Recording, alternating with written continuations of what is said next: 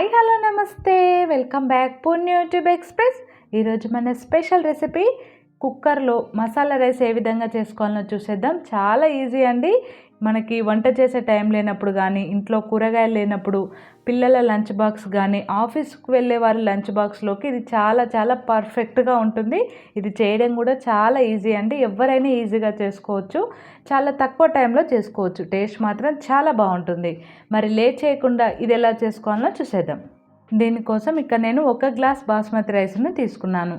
Basmati rice ఒక గిన్నెలోకి వేసుకొని ఇప్పుడు ఇందులోకి వాటర్ మునిగేంత వరకు పోసుకొని ఒక 2-3 సార్లు బాస్మతి రైస్ని శుభ్రంగా క్లీన్ చేసుకోండి. ఇప్పుడు ఈ వాటర్ అంతా వంపేసుకొని మరి కొద్దిగా ఈ బాస్మతి రైస్ మునిగేంత వరకు వాటర్ పోసుకొని దీన్ని అరగంట సేపు నాననివ్వండి. అరగంట నానితే మంచిగా మనకి రైస్ పొడి పొడిగా వస్తుందండి. అరగంట తర్వాత స్టవ్ వెలిగించుకొని కుక్కర్ గిన్నె పెట్టుకొని దాంట్లోకి 2 టీ స్పూన్ల ఆయిల్ని వేసుకోండి. ఆయిల్ కానీ, బట్టర్ కానీ, నెయ్యి కానీ మీకు ఏది నచ్చితే అది వేసుకోండి. ఇప్పుడు అందులోకి హోల్ గరం మసాలాని వేసుకోండి. ఇక్కడ నేను 2 బిర్యానీ ఆకు, 2 యాలకులు, 2 లవంగాలు, దాల్చిన చెక్క, స్టార్ ఫ్లవర్ని వేసుకున్నాను. ఇప్పుడు ఇది కొద్దిగా ఫ్రై అయిపోయిన తర్వాత ఇప్పుడు ఇందులోకి ఒక మీడియం సైజ్ ఉల్లిగడ్డను చిన్న ముక్కలాగా కట్ చేసుకొని వేసుకోండి. వేసుకొని అంతా ఒకసారి ఇలా బాగా కలుపుకొని ఉల్లిగడ్డ ముక్కలు సాఫ్ట్గా అయ్యేంతవరకు ఫ్రై చేసుకోవాలి. చూడండి, ఇలా కొద్దిగా కలర్ మారాయి చూడండి. ఇలా ఫ్రై అయిపోతే సరిపోతుంది.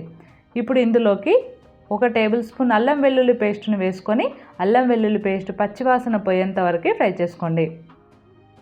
ఇది ఇలా ఫ్రై అయిపోయింది కదా. ఇప్పుడు ఇందులోకి ఒక మీడియం సైజు బంగాళదుంపల్ని తొక్క తీసుకొని ఈ విధంగా కొంచెం పెద్ద సైజు ముక్కలాగా కట్ చేసుకోండి. అలాగే ఒక మీడియం సైజు టమాటోని కూడా ఈ విధంగా చిన్న చిన్న ముక్కలాగా కట్ చేసుకొని వేసుకోండి. అలాగే 3 నుంచి 4 పచ్చిమిర్చిని కూడా కట్ చేసుకొని వేసుకోండి. వేసుకొని అంతా ఒకసారి ఇలా బాగా కలుపుకొని దీన్ని 2 నిమిషాలు స్టవ్ని మీడియం ఫ్లేమ్లో పెట్టుకొని ఫ్రై చేసుకోండి. ఇది 2 నిమిషాలు ఫ్రై అయితే సరిపోతుందండి. చూడండి, ఇలా 2 నిమిషాలు ఫ్రై అయింది కదా.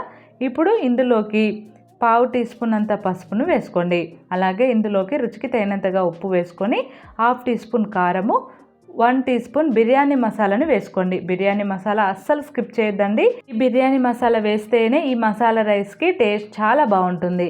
అలాగే కొద్దిగా కొత్తిమీర తరుగు, అలాగే పుదీనా తరుగు కూడా వేసుకొని కలుపుకొని మరొక నిమిషం స్టవ్ని మీడియం ఫ్లేమ్లో పెట్టుకొని దీన్ని ఫ్రై చేసుకోండి. ఇలా 1 నిమిషం ఫ్రై అయిపోయింది చూడండి. మీకు మాడుతుంది అనిపిస్తే కొద్దిగా వాటర్ వేసుకొని ఫ్రై చేసుకోండి. 1 నిమిషం తర్వాత మనం ఆల్రెడీ బాస్మతి రైస్ నానబెట్టి పెట్టుకున్నాం కదా. ఆ బాస్మతి రైస్లో నుంచి వాటర్ వంపేసుకొని ఆ రైస్ని కుక్కర్లోకి వేసుకోండి. ఇప్పుడు మనం ఏ గ్లాస్తో అయితే బాస్మతి రైస్ కొలుచుకున్నామో అదే గ్లాస్తోని 1.5 గ్లాస్ వాటర్ని వేసుకోండి. కరెక్ట్గా సరిపోతుందండి. ఇక్కడ నేను 1 గ్లాస్ బాస్మతి రైస్కి 1.5 గ్లాస్ వాటర్ని వేసుకున్నాను. బాస్మతి రైస్ ఎక్కువసేపు నాని ఉంటే వాటర్ని కొద్దిగా తగ్గించి వేసుకోండి. లేదా బాస్మతి రైస్ని తక్కువసేపు నానబెట్టుకుని ఉంటే కొద్దిగా వాటర్ని ఎక్కువగా వేసుకోండి. కరెక్ట్గా సరిపోతుంది. ఇప్పుడు ఇదంతా కలుపుకొని టేస్ట్ చూసుకొని ఉప్పు సరిపోయిందో లేదో చూసుకోండి. సరిపోకుంటే మరి కొద్దిగా వేసుకొని కుక్కర్ మూత పెట్టుకొని హై ఫ్లేమ్లో 2 విజిల్స్ రానివ్వండి, సరిపోతుంది. 2 విజిల్స్ వచ్చిన తర్వాత స్టవ్ ఆఫ్ చేసుకొని ఆవిరంతా పూర్తిగా పోయిన తర్వాత మాత్రమే కుక్కర్ మూతని ఓపెన్ చేసుకోండి.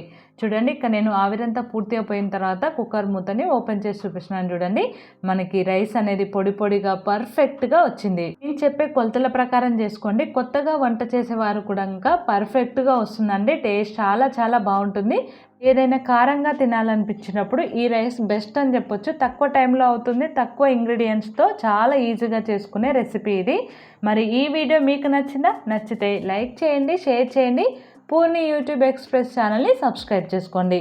Thanks for watching. Bye bye.